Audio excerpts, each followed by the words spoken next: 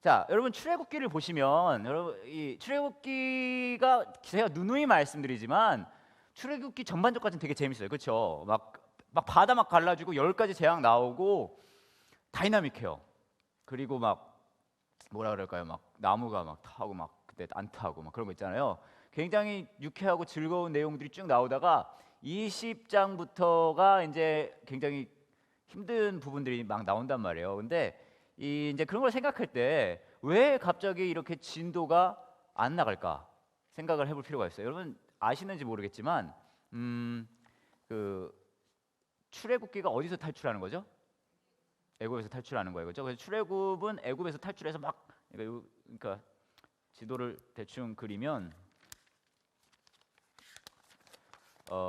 애굽에서 생각보다 되게 잘 그리네. 이렇게 있잖아요. 그러면 이제 뭐 한 이쯤에서 이렇게 막 탈출해서 이거 건너야, 그죠? 건너면 막 가서 어디 뭐 시내산에 가잖아요, 그렇죠? 그러니까 여기까지는 굉장히 막 다이나믹하고 재밌어요. 근데 여기서 가서는 재미가 없어요. 왜냐하면 왜 재미가 없는지 제가 알려드릴게요. 왜냐하면요, 여기서 안 움직이거든요. 그래서 재미가 없는 거예요.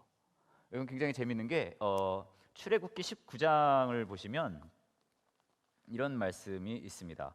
출애굽기 19장을 보시면요, 성경을 가지고 오셨으면은 한번 보셔도 좋을 것 같아요. 출애굽기 19장에 보면 처음에 이렇게 나와요. 이집트를 떠난 지 꼭 석 달 만에 이스라엘 백성은 시내 광야에 이르렀습니다. 그러니까 여기서부터 여기까지 얼마나 걸렸어요? 석 달이 걸렸어요. 이것도 되게 재밌는 게 여러분, 이 달력은 어디서부터 세는 줄 아세요? 가장 첫 번째 날이 이스라엘의 역사라고 할 수 있잖아요. 이제 여기서 석 달째니까 첫날이 있을 거 아니에요, 그렇죠? 첫날이 언제인지 아세요? 홍해가 갈라졌을 때일까요? 아니요, 이 첫날은 언제냐면 6월절 그날이에요. 왜냐하면 이제 하나님 입장에서는 6월절 지나고 나서 그때부터 얘는 자유한 거나 다름이 없는 거예요. 무슨 말인지 아시겠죠? 그래서 그 앞에 6월절에 관련된 말씀이 출애굽기 13장 13장이 아니라 12장에 나옵니다. 출애굽기 12장에 보면 이렇게 시작합니다. 여호와께서 이집트 땅에서 모세와 아론에게 말씀하셨습니다.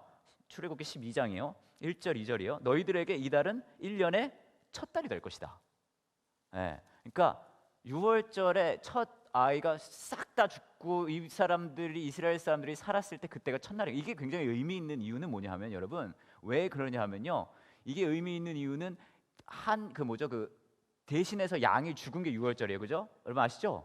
네, 대신해서 큰아들을 대신해서 양이 죽은 게 6월절인데 그것이 이들에게 첫날인 거예요. 이게 뭐랑 같이 비교가 되냐면, 크리스찬으로서의 삶은 언제 시작되느냐 하면은 나 대신에 양이 죽은 것을 실감할 때부터, 그때부터 이제 크리스찬의 삶이 시작이 되는 거거든요. 여러 가지 이제 그런 의미들이 있는 거예요. 자, 거기까지 얘기를 하고 여기서부터 여기까지 석 달 걸렸어요. 석 달, 그렇죠? 이게 지금 그리고 어디냐면 출애굽기 19장입니다. 그렇죠? 자, 출애굽기 19장에서 이제 이 시내산에 들어갔는데 시내 광야에 이르렀다 그래요. 아마 요쯤이 되겠죠. 산이 올라가지 않고 요쯤에 이제 있었을 거예요.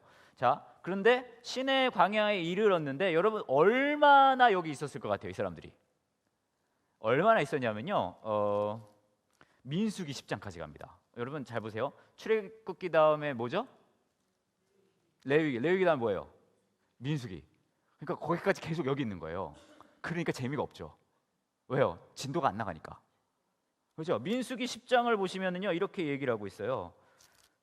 민수기 10장 말씀을 보시면 이렇게 얘기를 합니다. 10장에 11절 그쯤인데요. 이렇게 얘기를 해요. 거룩한 장막이 성막에서 구름이 거쳐 올라갔습니다. 그때 이집트에서 떠나온 지 둘째 해 둘째 날 20일이었습니다. 그렇죠? 언제라고요? 둘째 해 둘째 달 20일이에요. 그러니까 2년 됐고요. 둘째 해 두 번째 해라는 얘기요. 두 번째 해에 몇째 달이요? 둘째 달에 20일인 거예요.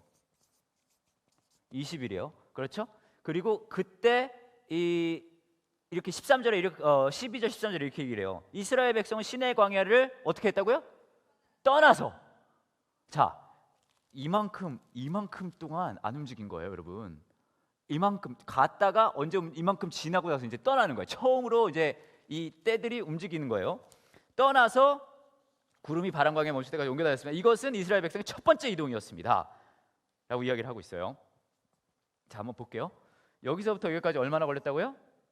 3달 걸렸어요. 그리고 여기서는 지금 민수기 10장 맞죠? 10장 맞죠? 자, 제 성경으로만 봐도요, 제 쉬운 성경에는 민수기 10장이 212페이지예요. 근데 출애굽기 19장은요 111페이지인 거예요. 무려 100페이지 정도를 가만히 시내산에 있었던 거예요. 그러니까 당연히 재미가 없는. 그러니까 여기 실패할 수밖에 없어요. 무슨 말인지 아시겠어요? 그러니까 얘들이 좀 움직여줬으면 우리가 좀 더 재밌는데 가만히 있는 거예요. 자, 100페이지 제 성경으로요. 오늘 디테일하죠? 깨알 같은 성경 공부입니다. 그 다음에 여기서부터 여기까지 얼마 걸렸다고요? 3달. 자, 첫 번째 해에 3달 걸려서 갔어요. 그러니까 여기선 3번째 달이 되겠죠? 첫 번째 해 3번째 달에 여기 도착을 한 거예요. 그렇죠? 첫 번째 해 3번째 달에 도착을 했어요. 그러면은 첫 번째 해 3번째 달에 도착을 했는데 언제 여기서 나갔다는 거예요? 두 번째 해 둘째 달 20일이에요. 그럼 얼마나 여기 있었어요? 1년 있었던 거예요. 대단하죠? 네. 이게 왜 중요하냐면요, 이 말씀을 제가 길게 드린 이유가 이거 있는 거예요. 뭐냐 하면 왜 이렇게 굳이 오래 여기서 있었어야 했을까요? 왜? 뭐 때문에?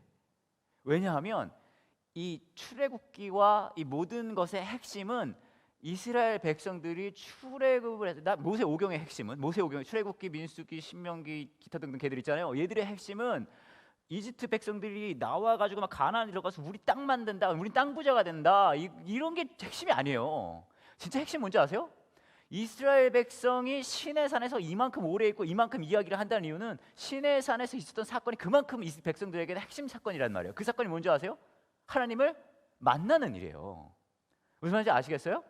모세오경을 보시면 창세부터 쭉 되잖아요. 이 창세기, 출애굽기, 레위기, 신명기, 여호수아, 여기서까지 얘기하는, 여호수아는 약간 좀 다른 이야기일 수도 있지만 거기까지 전부 이야기하는 그 핵심 목적은 뭐냐 하면 이스라엘 백성들이 누구를 만나요? 하나님을 만나는 거예요. 그렇기 때문에 시내산에 이렇게 오래 있는 거예요. 왜냐하면 시내산이 하나님께서 뭐라고 하면 거하는 산이라 그랬거든요. 거하는 산이에요. 보면은 요 부분까지 어떤 일이 벌어지냐면 이제 성막을 만든단 말이에요. 그걸 조금 이따 얘기를 할 건데, 이 이스라엘 백성들이 시내산에 갔다가 이제 또 막 이제 이렇게 가잖아요. 가는데 그냥 가는 게 아니라 아이템 하나를 득템해요. 그게 뭐예요? 아까 제가 말씀드렸죠. 뭐예요? 아이템 하나 득템해요. 뭐죠? 성막. 그렇죠? 장막을 득템해요. 그렇죠? 그러니까 여기까지는 그냥 갔다가 여기서부터 이제 이런 걸 들고 이 장막을 이제 있는 거예요. 자, 요 이야기는 제가 조금 다르게 얘기할 건데 이거 자체가 의미하는 건 여러분 잘 아실 거예요. 그거. 성막의 의미가 뭐예요? 하나님이 어떻게 하신다고요? 함께 하시는 거예요. 그러니까 여기 계신 하나님을 여기서 만나가지고 이 하나님을이랑 같이 이제 가는 이런 사건이 발생이 되는 거죠. 그래서 그만큼 여기에 있는 사건들이 굉장히 중요하고 그런 의미를 가지고 있다는 거예요. 나와서 3달째 걸려서 여기서 하나님을 만나는 일, 이게 중요합니다. 자, 계속해서 이야기를 해보면요. 그래서 이제 시내산에 이릅니다. 그래서 하나님을 만나는 게 굉장히 중요해요. 자, 그 다음에 이제 이야기를 나눌 게 그 다음에 이제 법에 대해서는 율법이 나옵니다. 율법. 여러분, 율법은 계속 이야기를 드리지만 저와 여러분이 즐겨서 읽을 만한 부분이 아니에요. 그렇죠? 율법 되게 뭐라 그럴까, 여기서는 약간 간결하게 나오는데 그래도 나오는 것 자체가 도대체 이게 왜 어떤 의미가 있기 때문에 이런 것이 나올까라는 생각할 수가 있거든요. 근데 이 율법이 가진 의미가 이런 거예요. 제가 저번 시간에도 말씀을 드렸지만 모든 법은요, 여러분 생각해 보세요. 제가 전에도 여쭤봤잖아요. 법이 좋아요, 나빠요? 에? 나빠요. 느낌이 어때요? 느낌이? 법하면 좋아요? 완전 신나요? 히히. 막 밤이 되면은 대한민국 뭐죠? 헌법 막 그런 거 즐겁게 보고 그러세요? 아니요. 법 좋아요, 나빠요? 왜 나쁜지 아세요? 법은 강제성이 있어요. 그래서 나빠요. 왜냐하면 여러분 중에서는 맘대로 살고 싶어요? 강제성에 의해 살고 싶어요? 맘대로 살고 싶어요. 저도 맘대로 살고 싶어요. 하지만 맘대로만 살 수는 없어요. 뭐가 있어요? 법이 있어요. 그렇잖아요. 그러니까 강제성이 있다는 거예요. 강제성이 있다는 말은 다시 말하면 무슨 말이냐면 내가 원하는 거에 원하는 대로 다 살 수가 없다는 얘기예요. 자, 한번 볼게요. 내가 원하는 방향이 있어요. 이게 내 원함이에요. 자, 제 원함이 있습니다. 원함이 있는데 이걸 대로 다 살 수가 없어요. 왜냐하면 법이 있어서 법이 때로는 이렇게 가라고 해요. 그렇죠? 이렇게 가라고 한단 말이에요. 근데 잘 보세요. 제가 그냥 결심을 한 거예요. 나는 지금부터 도둑질을 하겠다. 결심했어요. 그래서 아니 도둑질을 하면 이제 좀 불법 같이 느껴지니까 나는 이제부터 내 마음대로 다른 사람 집에 들어가서 그 사람들 물건을 가져와서 내가 갖겠다. 이렇게 내가 결심을 한 거예요. 내 원하면 왜냐면 내가 그거 다 갖고 싶으니까. 그래서 이제 그걸 하기 시작한 거예요. 내 원하니까. 그럼 법이 그걸 둬요, 안 둬요? 안 둬요. 그렇죠? 저는 외국인 근로자이기 때문에 쫓겨나요, 이 나라에서. 네, 인정사정 없어요. 그래서 저희 부모의 나라, 부모님 계신 곳으로 가야 돼요. 제 아내는 시어머니 있는 곳으로 가야 되고 그런 일이 일어나서는 안 돼요. 자, 여하튼 안 돼요. 이게 법이라는 게 있단 말이에요. 근데 이거는 결국은 뭐에 부딪힘이냐면 가치관의 부딪힘이에요. 가치관의 부딪힘이에요. 그렇죠? 내가 세상에 내가 막 아무 집에 들어가서 도둑질 다 하겠다는 건요. 내가 갖고 싶은 내 욕심이 가장 가치 있다고 생각하는 거예요. 근데 법은 뭐라고 얘기하는? 그게 가치가 있어요, 없어요? 그거보다 더 높은 가치가 있다는 거예요. 그렇죠? 자, 이게 굉장히 중요한 이유는 이런 게 있어요. 율법이 우리에게 보여주는 거는 가장 핵심 상황은 이거예요. 예를 들어 여러분 자녀 키워보신 분들 여기 많이 계시잖아요. 근데 자녀한테 이제 혼을 낼 때가 있어요. 그렇죠? 자녀한테 혼을 낼 때가 있는데 뭐 예를 들어 편식을 했어요. 그래서 야, 너 편식하지 마. 그러면 막 이러잖아요. 그러면은 야, 편식하지 말고 이제부터 너는 요거 이거 한 번씩 라운드로 한 젓가락 한 젓가락 한 젓가락 반찬을 이렇게 먹어야 돼. 이렇게 얘기했어요. 이게 뭐예요? 법이에요. 그렇죠? 법이에요, 법. 그렇죠? 법이에요. 근데 이게 이렇게 법을 주는데 그러면은 이 아이가 사실은 이걸 그리고 이렇게 얘기할 수 있어요. 너 이걸 지키지 않으면은 이걸 지키지 않으면 넌 밥을 굶을 거야. 이렇게 얘기를 합니다. 자, 그럼 이 아이는 우선 처음 그 이야기를 들었을 때 뭘 두려워해요? 밥 굶는 걸 두려워해요. 그렇죠? 네, 밥 굶는 걸 두려워해요. 그래서 뭘 해요? 시키는 걸 해요. 그렇죠? 근데 여러분 잘 보세요. 이런 일이 벌어졌을 때 실제로 이 아이가 봐야 되는 건 뭔지 아세요? 물론 이거를 안 지키면은 밥을 굶을 수도 있고 이걸 해야 된다는 거 지식적으로도 알아야 되지만 진짜 이 아이가 봐야 되는 건 뭐냐면 이 법을 왜 부모님이 이 아이에게 줬을까요? 무슨 말씀인지 아시겠어요? 그렇죠? 예.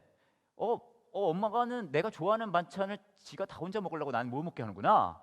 이렇게 생각을 해버리면은 법을 아무리 지키고 반찬 골고루 먹고 한다 그래도 그 안에 실제로 부모가 원하는 일이 일어나요, 안 일어나요? 안 일어나요. 무슨 말씀인지 아시겠어요? 자, 제가 여기서 말씀드리고 싶은 건 이거예요. 가치관은 결국은 뭘 얘기를 하냐면요. 가치관은 그 주체의 이런 말 하면 좀 웃길 수 있는데 마음이에요, 마음. 어떤 분이 이런 얘기는 할 수도 있을 것 같아요. 이 율법을 보면서 우리가 진짜 봐야 될 것은 뭐냐면 막 복잡하잖아요. 예를 들어 여러분 깨끗한 음식, 더러운 음식이 있어요. 안 깨끗한 아시죠? 그 법. 그러면 막 우리 고민해요. 이걸 묵상하면서 이게 은혜가 돼요? 이게? 말발굽이 있는 거냐, 많은 거냐, 공발바닥, 소발바닥, 막 이런 소발바닥, 개발바닥, 막 이런 거. 예. 근데 이런 것들도 굉장히 디테일하게 중요하긴 하지만 우리가 전체적으로 봐야 된다는 건 뭐냐면 이 뒷면에 있는 이 이스라엘 백성을 향한 하나님의 마음을 봐야 된다는 거예요. 무슨 말씀인지 아시겠죠? 왜냐하면 그것이 가치관을 보여주기 때문입니다. 자, 조금 더 갑니다. 그러면 어떤 법들이 이 안에 있습니까? 몇 가지 종류가 출애굽기에 나오는 것만 말씀을 드리면 첫 번째는 이게 있어요. 하나님이 이 율법을 통해서 출애굽기에 살짝 나와 있는 율법을 통해서 보여준 몇 가지가 있는데 중요하게 생각하시는 가치를 두고 생각하시는 거. 첫 번째는 이거예요. 인권이요. 하나님은 인권을 소중히 생각하시는 하나님입니다. 그렇죠? 여러분 보시면은 21장 보시면 종에 대한 법도 있고 몸에 해치는 것에 대한 법도 있고 또 약자를 보호하는 법 이런 게 있어요. 여러분이 이런 거 보시면 사실 너무나 당연하기 때문에 뭐 이런 걸 얘기를 하냐고 넘길 수도 있지만 여러분은 고대 시대에 이런 인간에 대한 존엄성을 지켜가는 법은요 너무 당연한 얘기가 아닐 수도 있었던 거예요. 무슨 말씀인지 아세요? 네. 그러니까 인간은 나의 가치관에 의해선 존엄하다는 거예요. 하나님께서는 인간을 존엄하게 생각하세요. 인간에게 가치를 두신다는 거예요. 그래서 이제 종에 관한 법이 나오고 몸을 해치는 법, 이 종에 관한 법도 굉장히 재밌는 게 그 당시에 이제 여러분 이런 이야기 들어보실 수 있는지 모르겠지만 21장에 나오는 첫 번째 나오는 법이 종에 관한 법이에요. 대충 내용을 말씀을 드리면 네가 이스라엘 백성에게 주어야 할 법은 이러하다. 그러고서 너희는 히브리 종을 사면 그 종은 6년 동안 종살이를 할 것이며 7년째 되면 너희는 몸값을 받지 말고 그를 풀어주어라. 자, 2절이 이런 내용입니다. 너희가 히브리 종을 사면 그 종은 6년 동안 종살이를 할 것이며 7년째가 되면 너희는 몸값을 받지 말고 그를 풀어주어라. 자, 여러분 이 말씀을 들었을 때 첫 번째 생각나는 게 뭐예요? 종이 불쌍하다는 생각 안 드세요? 아니, 이런 생각할 수 있잖아요. 왜 그러니까 노예 제도잖아요, 이게. 왜 노예 제도를 하나님이 인정하는 건가? 그런 생각 해보신 적 없으세요? 없으세요? 아, 저만 그런 거 생각하는군요. 노예 제도. 그런데 노예 제도를 이거 인정하는 거 아닙니까? 이런 생각을 예전에 그 미국에 노예 제도가 있었을 시절이 있었어요. 그렇죠? 그 당시에 여러분, 그 당시에 노예 제도를 찬성했던 사람들은 이런 것들을 가지고 노예 제도를 찬성한 거예요. 자, 한번 여러분 다시 한번 제가 이 문장을 읽어 들어볼 테니까 이것이 여러분에게 어떤 마음을 주는지 한번 생각해 보세요. 히브리 종을 사면 그 종은 6년 동안 종살이를 할 것이며 7년째가 되면 너희는 몸값을 받지 않고 그를 풀어주어라. 이 이야기를 들었을 때 여러분이 어떤 마음이 드시세요? 이게 막 너무 좋다 그러세요? 만약에 지금 어떤 사람이 이 문구를 가지고 21세기인가요? 여러분들 별로 시간 관계 없으시군요. 21세기 지금 종살이 노예 제도를 다시 만들겠다. 그럼 여러분 찬성하시겠어요? 왜요? 성경에 나왔잖아요. 노예 제도 하나님이 쿨하게 인정한 거 아니에요? 그리고 뭐 여러분이 인정하든 인정하지 않든 노예로 부리는 뭐 여러분의 남편이나 뭐 말만 뭐 자유로 하여튼 그건 다른 얘기고. 아니 여러분, 우리가 생각해야 될 게 이 당시의 법은요, 그 당시의 정서에 맞게 만들어진 거예요. 무슨 말인지 아시겠어요? 근데 그 당시의 정서에 맞게 만들어졌으나 거기에 우리가 여기서 봐야 될 건 뭐냐면 심지어는 이 노예 제도에도 인권이라는 것을 최대한 하나님께서는 배려하고 계신다는 거예요. 너희가 히브리 종을 사면 그 종은 6년 동안 종살이를 할 것이며, 여기는 어떻게 이럴 수가 있습니까? 라고 할 수 있겠지만 그 당시가 당연히 노예가 괜찮다고 한 시대였다면, 그렇죠? 그 시대에 어떤 때는요, 이때 또 이런 얘기도 하는 학자들도 있어요. 경제적으로 망해버린다면 차라리 그 사람은 자신대로 그냥 망해서 굶어 죽는 것보다 어떤 집에 노예로 팔려가서 거기서 먹고 사는 게 나을 수도 있기 때문에 노예 제도가 있었다는 말도 해요. 무슨 말씀인지 아시겠죠? 근데 그런 여러 가지 백그라운드가 있었다면 이 안에서 정말 하나님이 원하시는 게 무엇인지를 보면은 그게 다르다는 거예요. 히브리 종을 사면 그 종은 6년 동안 종살이를 할 것이며 7년째 돼가면 너희가 몸값을 받지 말고 그를 풀어줘라. 자, 이게 종한테 좋은 거예요? 주인한테 좋은 거예요? 종한테 좋은 거예요. 그렇죠? 계속 이어져요. 만약 그 사람이 혼자 종으로 왔다면 혼자 나가야 하고, 결혼해서 아내가 왔다면 아내와 함께 나가야 한다. 종한테 좋아요? 주인한테 좋아요? 그렇죠? 그리고 또 만약 종의 주인이 종에게 아내를 주어 그 아내가 아들이나 딸의 자녀를 낳았으면 그 아내와 자녀는 주인의 것이 되고 종은 혼자서 떠나야 된다. 이건 어때요? 이거는 종이 유리해요? 주인이 유리해요? 주인이 유리해요. 근데 잘 보시면 누가 줬다 그래요? 그럼 누구 거예요 원래? 그렇죠? 자, 또 쭉 나가는데 그 5절 보시면 그러나 만약 그 종이 나는 내 주인과 내 아내와 내 자녀를 사랑합니다. 나는 자유의 몸이 되고 싶지 않습니다라고 말하면 주인은 그를 재판장 앞으로 데려가고 가거라. 또 주인은 종을 문이나 문설주를 데리고 가서 날카로운 연장으로 종의 귀에 구멍을 뚫어라. 우선 여기서 우리가 한 가지 짚고 넘어가야 될 것은 귀걸이는 성경적이라는 거죠. 제가 이 주장을 제 아내에게 벌써 수년째 하고 있으나 제 아내가 그러더라고요. 이혼 도장 찍고 하라고. 제가 그런 얘기는 안 해서 사실 제 아내 뭐라고 그랬냐면요, G드래곤처럼 옷을 입고 다닐 거면 해도 된대요. 여러분 G드래곤이 누군지 모를 것 같네요. 아세요? 그래서 어쨌든 그러면 종은 영원토록 주인을 섬기게 될 것이다. 이렇게 이제 쭉 나와요. 여러분 잘 보시면은 여기 뭐가 들어가 있냐면요, 제가 말씀드리고 싶은 건 이거예요. 인권이에요. 하나님은요 인간의 가치를 존귀하게 여기시는 분이시라는 거예요. 이게 법에 곳곳에 나와 있습니다. 몸을 해치는 법, 뭐 나중에 보시면 아시겠지만 마찬가지고요. 약자를 보호하는 법도 역시 마찬가지입니다. 누군가 다쳤을 때, 누군가 상해를 입었을 때 그것에 대해서 이 사람이 존귀하다는 것을, 이 사람이 그만큼 가치가 있다는 것을 법으로 지켜주고 있다는 거예요. 근데 이게 중요한 이유는 그만큼 하나님이 인간의 가치를 소중히 생각하고 있다는 것을 우리가 봐야 된다는 거죠. 왜? 하나님을 만났을 때 이제 자기 소개하는 거잖아요. 근데 내가 이런 하나님이라는 걸 보여주는 거예요. 무슨 말인지 아시겠죠? 나는 너희를 구해낸 하나님이고 능력의 하나님인데 나는 이런 것들에게 굉장히 가치를 부여하는 하나님이다 라고 말씀을 하고 있는 거죠. 또 하나 있어요. 재산권에 대한 이야기가 있습니다. 22장 1절부터 15절인데요. 여러분, 여기에 나와 있는 것도 뭐 누가 뭐라 그럴까요? 이렇게 가축이 어떻게 되고 뭐 도둑질을 하고 뭐 그런 내용이에요. 보면은 이것도 여러분이 그냥 읽으실 때 어떤 느낌이 드냐면 이거 당연한 얘기 아니냐라고 생각할 수 있어요. 굳이 뭐 이런 얘기 할 필요가 있나? 근데 이런 당연한 얘기가 중요한 이유는 지금은 우리에게 당연할 수 있어도 이 당시에 이 공동체 안에서는 이런 것들을 세워줌으로써 사유재산을 보호해 주는 거예요. 사유재산을 보호해 주는 겁니다. 제가 십계명 이야기할 때 조금 이야기했지만 내 이웃의 재물을 어떻게 하라고요? 탐내지 말라. 분명해요. 여러분 굉장히 재밌는 게 성경은요. 저는 예전에 정치를 공부했거든요. 여러분 자본주의, 공산주의 아시죠? 자본주의는 사유재산을 인정하는 거고요. 공산주의는 그거 인정하지 않아요. 모두가 같이 갖고 모두가 나눠 갖습니다. 그렇죠? 근데 성경에 나오는 하나님은 공산주의자일까요? 자본주의자일까요? 어떻게 생각하세요? 자본주의자 같으세요? 그래요? 한번 생각해 보세요. 우선 여기서는 어떻게 얘기해요? 사유재산 인정해요, 안 해요? 인정합니다. 그렇죠? 근데 굉장히 재밌는 건요. 희년이라는 개념이 나중에 나와요. 레위기에. 여러분 희년 뭔지 아시죠? 희년이 되면 어떻게 돼요? 리셋돼요. 재산이 리셋되는 거예요. 만약에 진짜 우리가 이 사회가 전체가 이 말씀을 따르겠다고 하고 희년이라는 게 생겼다고 쳐요. 여러분들 좋을까요? 나쁠까요? 이건희 회장님 좋을까요? 나쁠까요? 네, 나쁠 거예요. 그렇죠? 네, 나쁠 거예요. 저는 좋을까요? 나쁠까요? 제가 그렇게 빈티나요? 여러분 제가 저기 어디에 할아버지가 물려준 선산 한 7개가 강남에 있는지 여러분 어떻게 모를 걸 제가 확실치 않은데 저는 희년이 오길 원해요. 여러분 중에서는 아마 희년이 온다 하면은 아마 별의별 일들이 다 일어날 거예요. 이제부터 내후년이 희년입니다. 딱 발표를 하면 난장판 벌어질 거예요. 그렇지 않아요? 그렇죠? 여러분 생각해 보세요. 희년은 자본주의적입니까? 공산주의적입니까? 공산주의적이에요. 왜요? 리부팅 하는 거예요, 이거. 그렇죠? 이게 성경에 50년에 한 번이었잖아요. 그죠? 네. 50년마다 리부팅 되는 거예요. 네. 여러분 그러니까 이건 굉장히 공산주의적이에요. 그러지 않아요?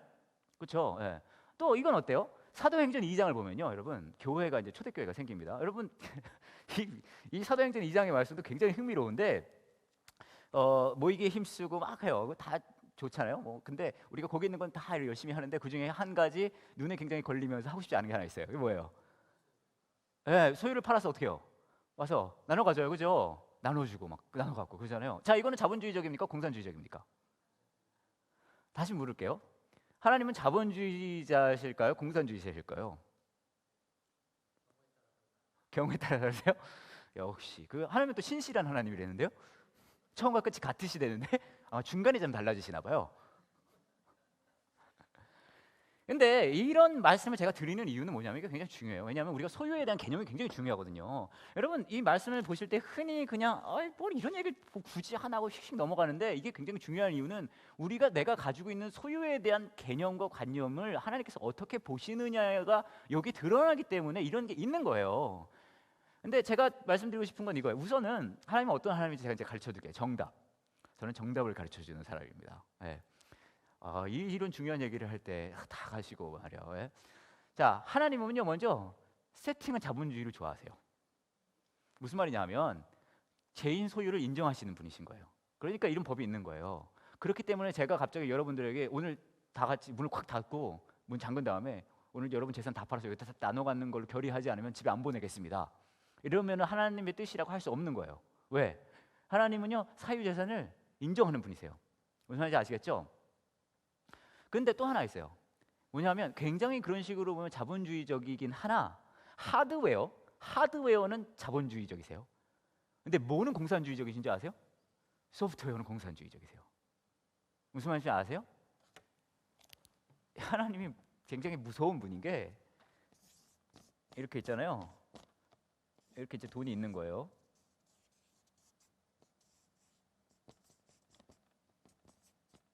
있잖아요. 요거는 자본주의예요. 하나님 이런 하나님이십니다. 대신에 뭘 공산주의로 만드는지 아세요? 마음을 공산주의로 만드세요. 여러분 잘 보세요. 제가 사실 이거 논문도 썼어요. 왜냐하면 제가 대학 다닐 때 거의 공산주의자였거든요. 진짜로 제가 정치 전공했을 때 막 거의 막 그랬어요. 근데 신학교 다닐 때 사도행전 2장을 가지고 하나님 공산주의자일까 자본주의자일까 제가 이거를 가지고 논문이라고 여하튼 하나를 썼어요. 근데 굉장히 재밌는 게요, 여러분 사도행전 2장을 보면 교회에서 이제부터 우리는 모든 걸 나눠 갖겠습니다 하고 정해요? 안 정해요. 그렇죠? 교회에서 정하지 않아요. 근데 갑자기 교회 구성원들이 미쳐요. 그잖아요. 그래서 자기 제 칼 다 팔더니 그래서 막 나눠 갖고 막 나눠주고 그러는 거예요. 무슨 말인지 아시겠어요? 그렇기 때문에 이런 걸 발견할 수 있어요. 시스템적으로는 자본주의입니다. 근데 소프트웨어는 뭐예요? 공산주의예요. 그러니까 제가 이렇게도 말씀드릴 수 있을 거예요. 여러분에게 성령이 임하면 여러분의 마음은 공산주의자가 되는 거예요. 아, 완전 신나죠? 네. 근데 이 말은 다시 말하면 이런 말이에요. 어떤 말이면 사유재산을 인정을 하고요. 하나님이 원하시는 하나님이 원하시는 방향성은 뭐냐면 나의 원함은 내 거 내가 다 갖고 싶고 더 많이 갖고 싶고 더 많이 갖고 싶고 그렇죠. 근데 하나님의 방향은 뭐냐면 그 사유재산을 인정하되 나의 마음이 이쪽으로 가기를 원한다는 거예요. 이웃을 사랑하는 가장 큰 계명이 뭐라 그랬어요? 하나님 사랑하고 이웃을 뭐처럼 사랑하라고요? 그거만큼 공산주의자적인 모토가 없어요.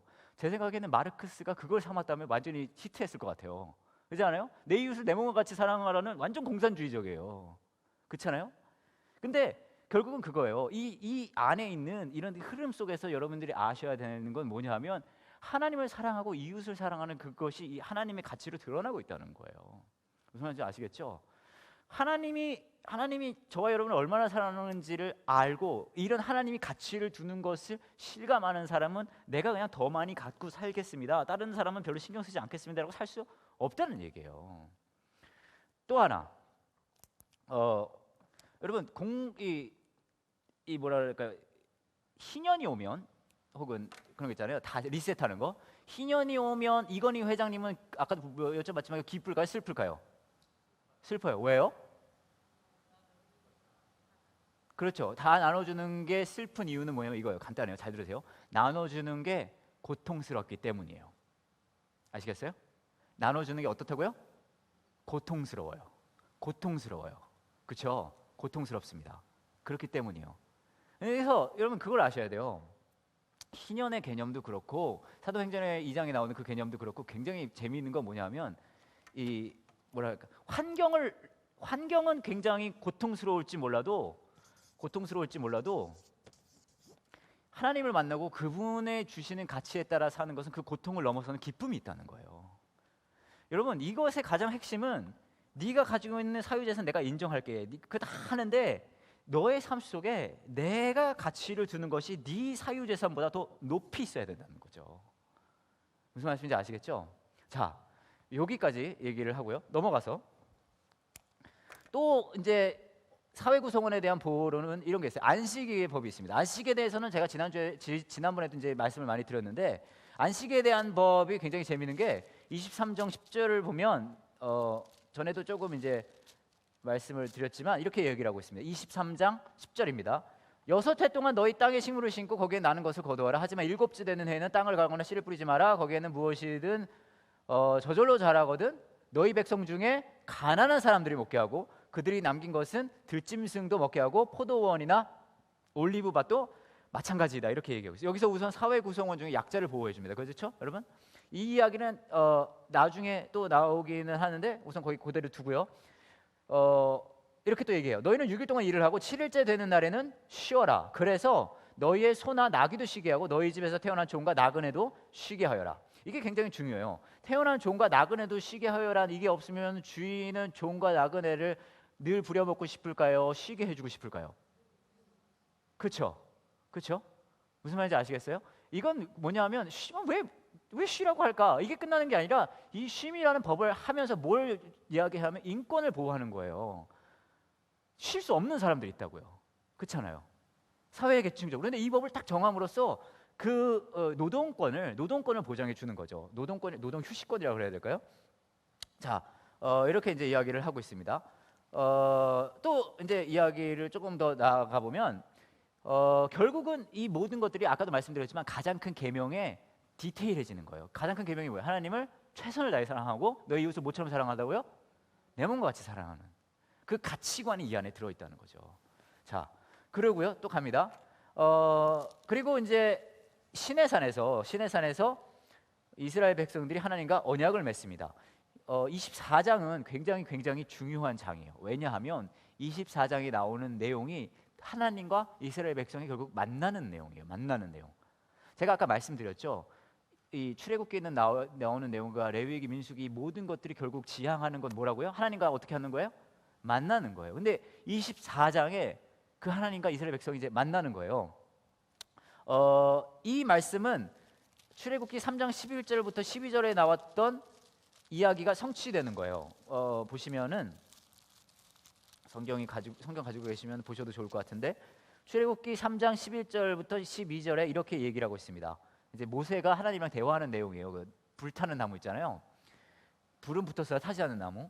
모세가 하나님께 말했습니다. 제가 누구인데 그런 일을 합니까? 어찌하여 제가 파라오에게 가서 이스라엘 백성을 인도해야 됩니까? 하나님께서 말씀하셨습니다. 내가 너와 함께 있겠다. 내가 이집트에서 이스라엘 백성을 인도해낸 후, 자 이게 하나님이 뭘 할지 얘기해 주는 거예요. 인도해낸 후, 아까 출애굽기 보면 인도했어요, 안 했어요? 했어요, 그렇죠? 인도했어요. 인도해낸 후 너희 모두는 어디서 하나님을 예배한다고요? 이 산에서. 이 산이 어느 산일까요? 그렇죠. 이 산에서 예배하게 될 것인데 이것이 너를 보내는 증거이다. 이 말씀이 21장이 지나서 24장에서 이루어진 거예요. 무슨 말씀인지 아시겠죠? 이게 구조가 그렇게 돼 있는 거예요. 3장에 모세를 만나서 이런 일을 내가 할 거다 하고 수만 가지 일들이 막 일어난 다음에 결국 24장에 가서 그 일이 일어난 거예요. 그렇죠? 자, 그렇게 하고요. 이게 굉장히 재밌는 게 24장 말씀을 보시면 이제 이 뭐라 그래야 될까요? 그 이스라엘의 이제 장로 70명이 산으로 올라가서 이제 후반부를 보시면 이렇게 얘기를 하고 있어요. 모세, 아론과 나답과 아비후와 이스라엘의 장로 70명은 산으로 올라갔습니다. 24장 9절입니다. 10절이에요. 그들은 이스라엘 하나님을 보았습니다. 하나님의 발 아래는 마치 청옥을 깔아놓은 것처럼 보이고 그것은 마치 하늘처럼 맑았습니다. 이 모양이 어떤 모양인지 저는 알 수 없지만 예쁘단 걸까요? 보기 흉하단 걸까요? 예쁘다는 거예요. 그렇죠? 뭔가 보기 좋은 일들이 막 벌어지는 거예요. 그리고 그 이전에 어떻게 했다고요? 이스라엘 그들이 누굴 봤어요? 하나님을 봤어요. 자, 하나님을 만나고 보고 아름다운 일들이 벌어지는 거예요. 그렇죠? 이스라엘의 지도자들은 하나님을 다시 얘기합니다. 어떻게 했다고요?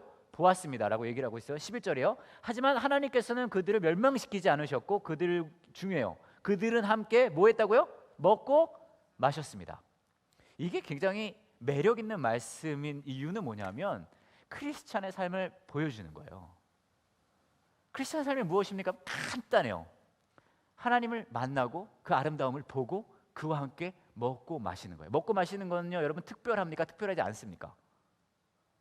먹고 마시는 게 특별하지 않아요. 여러분 먹고 마시는 거 하세요, 집에서? 자주 하세요? 그렇죠? 특별해요?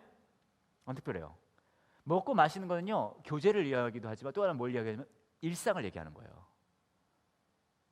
예배가 무엇입니까? 라고 하는 것을 물어본다면 하나님을 보고 그분의 아름다움을 보고 나의 삶 속에서 그분과 교제하는, 그게 예배의 삶이에요. 3장 11절 말씀을 보면 이 산에서 뭐 할 거라 그랬어요? 하나님이 예배할 거라 그랬어요. 그렇죠? 여기서도 제가 늘 말씀드렸지만 아바드라는 히브리 말이 쓰였는데 이게 그 하이라이트, 그 가장 절정의 장면으로 표현하는 거예요. 장년들이 올라가서 하나님을 보고 그분이 날 죽이지 않았어요. 그분이 나랑 교제합니다. 일상 속에서 먹고 마시고 즐거워하고, 이게 크리스천의 삶이에요. 예수님께서 십자가에 잡히시기 전에 제자들이랑 뭐 했어요? 특강했어요? 아니, 뭐 했어요? 먹고 마셨어요.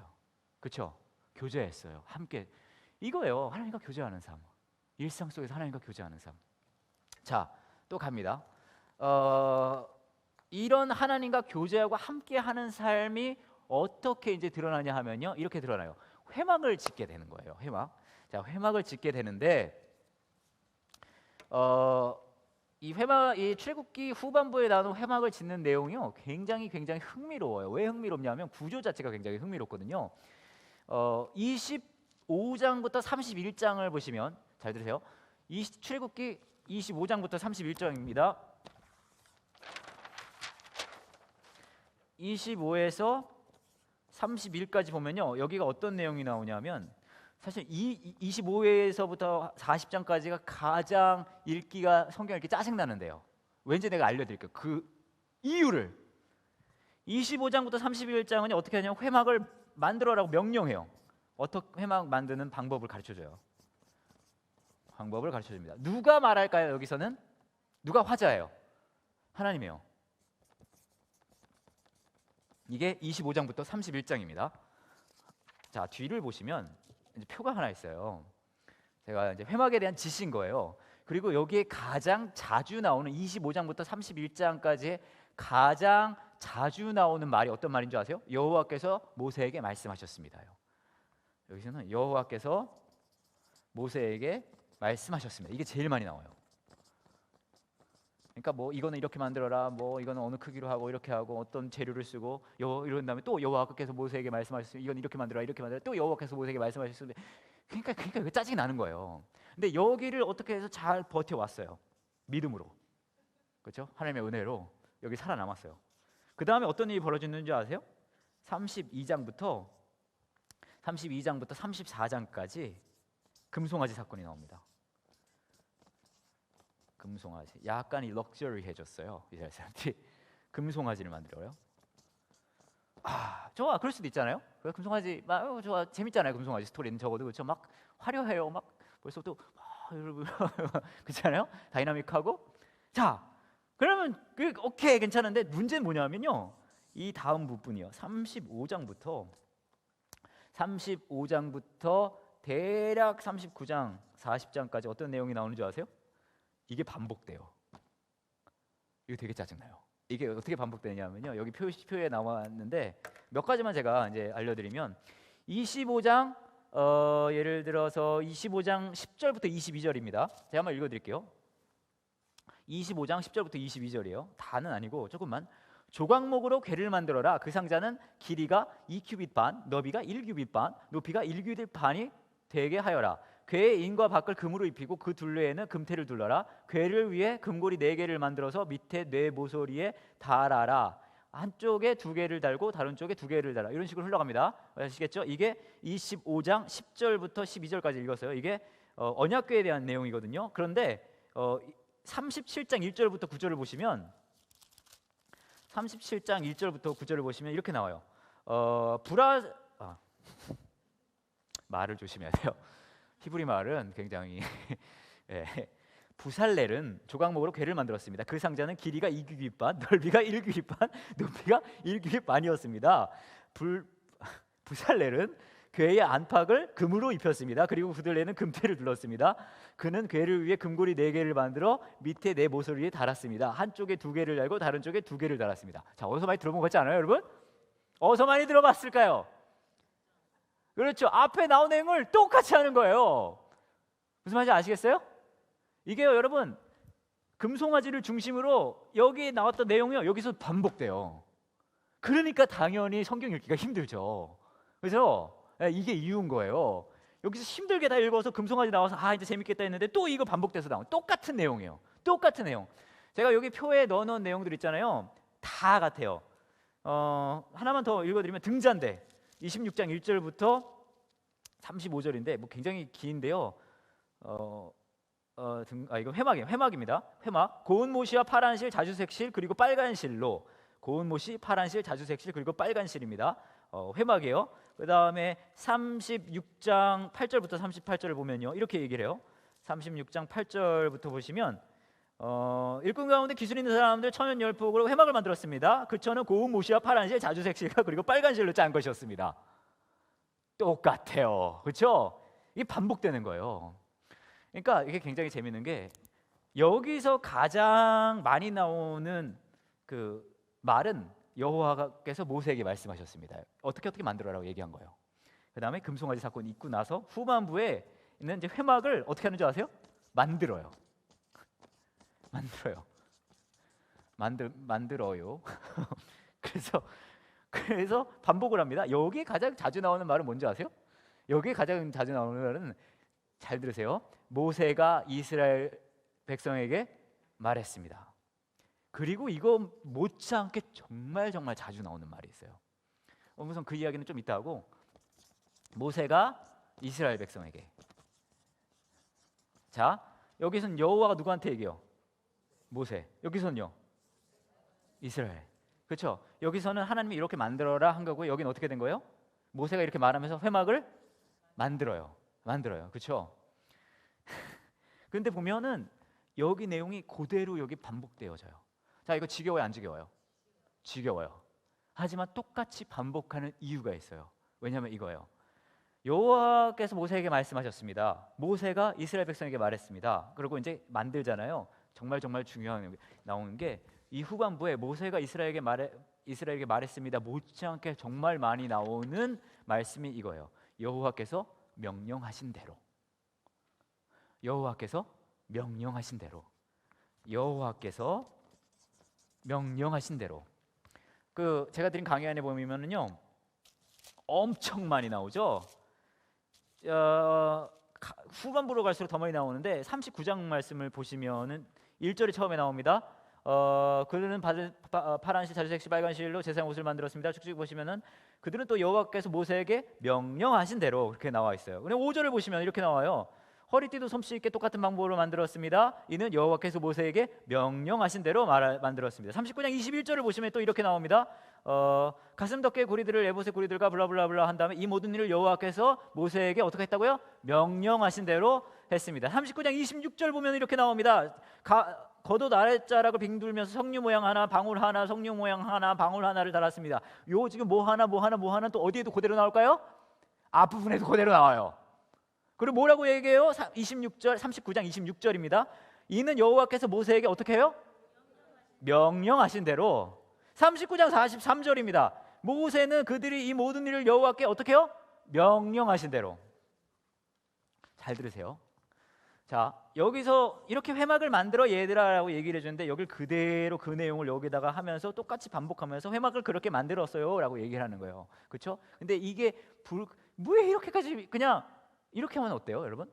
이거 다 한 다음에 금송아지 한 다음에 여기다가 그냥 한 줄 넣는 거예요. 시킨 대로 다 만들었습니다. 어때요? 쿨하지 않을까요? 여러분도 편하고 저도 편하고. 그 당시에 종이가 귀했을까요? 안 귀했을까요? 종이도 편하고. 그렇죠? 근데 굳이 악착같이 이거 다 집어넣어요. 왠지 아세요? 왜냐하면 여호와께서 말씀하신 대로가 그렇게 중요한 거예요. 무슨 말인지 아시겠어요? 여호와께서 말씀하신 대로가 중요하니까 그거를 일일이 이렇게 말씀하셨기 때문에 그걸 일일이 다 만들었어요가 중요한 거예요. 무슨 말인지 아시겠죠? 네.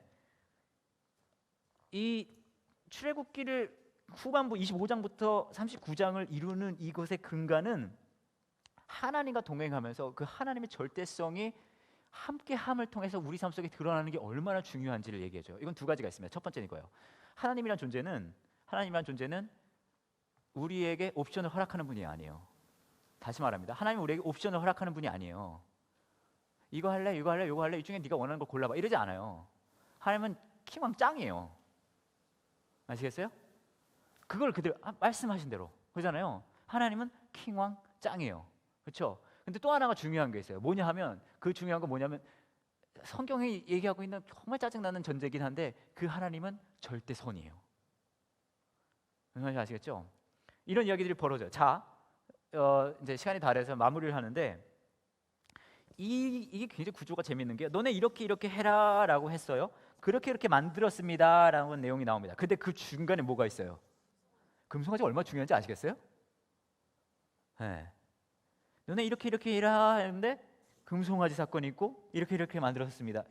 여러분 히브리 말은 이런 구조가 있는 게 이런 A, B, B, A 여기 C가 있어요.